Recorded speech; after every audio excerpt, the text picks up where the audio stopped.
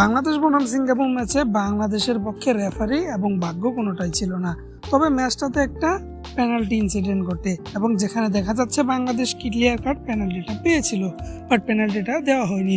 তো এখানে ভিআর থাকলে ক্লিয়ার কাট পেনাল্টিটা দিতে বাধ্য ছিল রেফারি। তো এখন ফুটবল প্রেমীদের প্রশ্ন হচ্ছে, বাংলাদেশ কি এইটা নিয়ে কোনো রিপোর্ট করে ম্যাচটা বাতিল করতে পারবে কিনা ফিফার কাছ থেকে?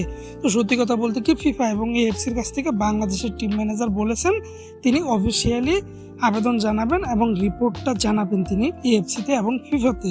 তো এখন কথা হচ্ছে, এখান থেকে কি কোনো ফলাফল পাওয়া যাবে কিনা?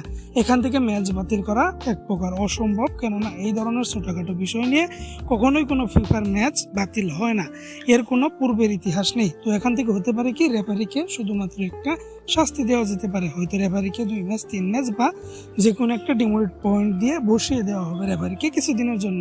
তাছাড়া তেমন কিছুই করা হবে না।